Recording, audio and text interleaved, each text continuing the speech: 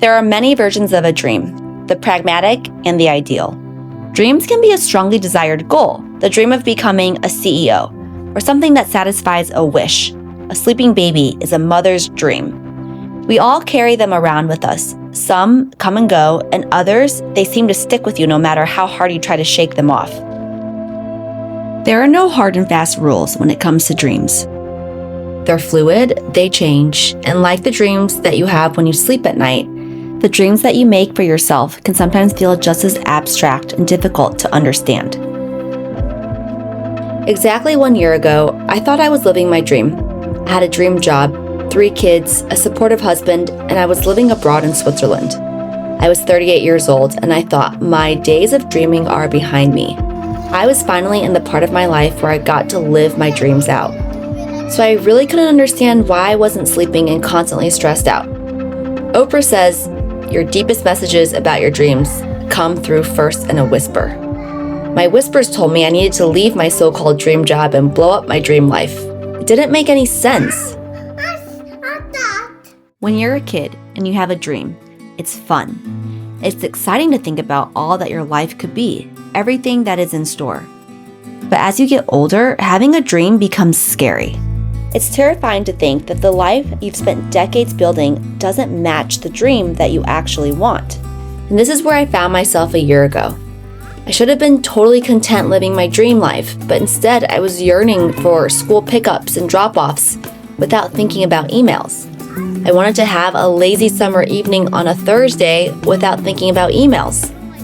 I wanted to look at my kid in the face when they were telling me about the weird thing they made from rocks without thinking about my emails.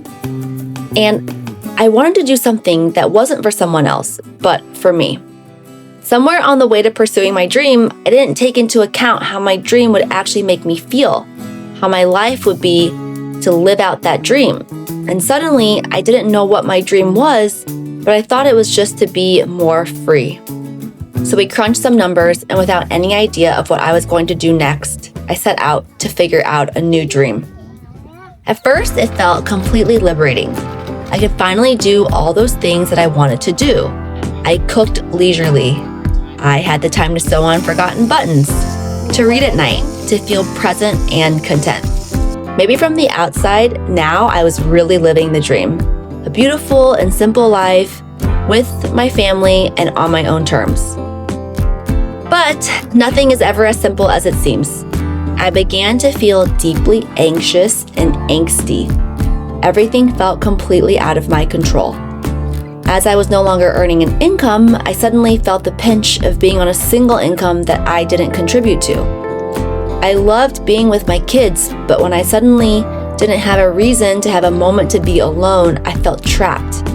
I was so used to the reliability of a job that I didn't really know what I should be doing with my time. In time, it suddenly started to flow like water. I would wake up not knowing the day of the week it was. I'd go to the park, and 2 hours would pass and I wouldn't know if we needed to eat lunch. It was beautiful, but it freaked me out.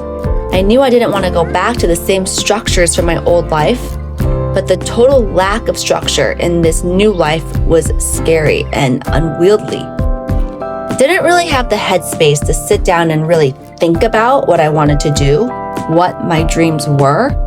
I pretty much avoided the question. I didn't speak to any old coworkers or acquaintances about what was going on with my life because I just couldn't face people with the fact that my life was now packing lunches and snacks and going to the park with my kids. I did begin to film some moments of our life on my phone. 2 years ago, we had a dream of buying an old fixer-upper in France, moving to the countryside and starting a home renovation channel. Our very unplanned third child put this plan on the back burner, but I still felt the itch to make something and to say something. I really cringed at the idea.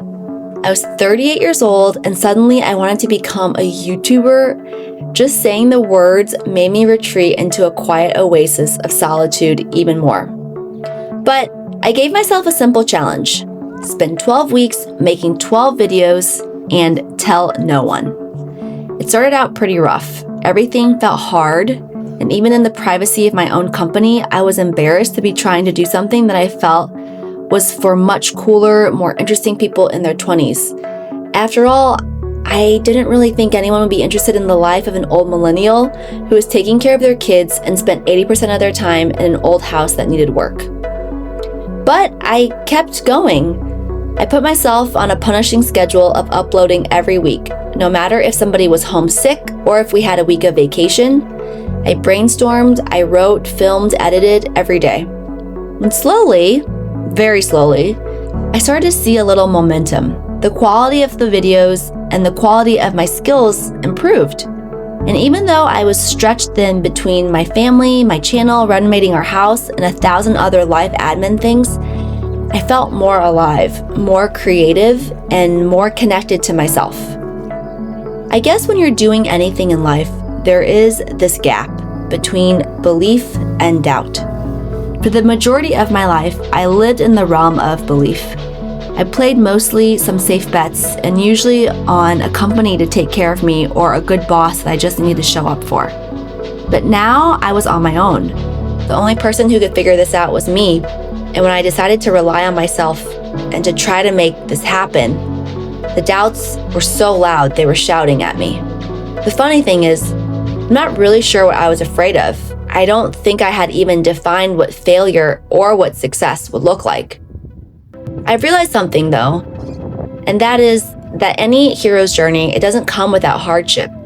And hardship and the tolerance for it is 1,000 times greater than whatever your IQ is. I'm an Enneagram 1. I pursue perfection.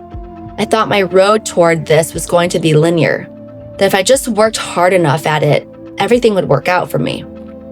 I think I see now, anytime you need to cross the gap between belief and doubt, it's messy, it's layered, and you cannot put a clock on it. I once thought that if I ever went back to the old world that I came from, I would have failed, that I would be giving up on my dream and reverting backward. But after a year of pursuing my dreams, I realized just how imperfect that pursuit is going to look like. That I might need or want to work again while still creating what I want to create. That creating something that doesn't resonate with others still might be worth the effort for what it does for me.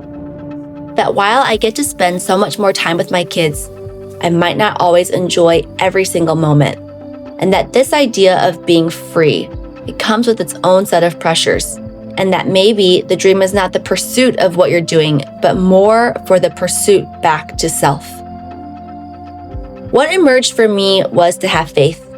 Faith, active doubt. Faith is a verb. It is moving forward in spite of. It is the act of moving forward even in the presence of doubt. I'm still not exactly sure what my dream is, even after a year. The voices of doubt are still there and I battle them every day. But I have learned to still move forward, to still make things, to still pick up my kids. I don't believe in my dreams anymore. I have faith in them.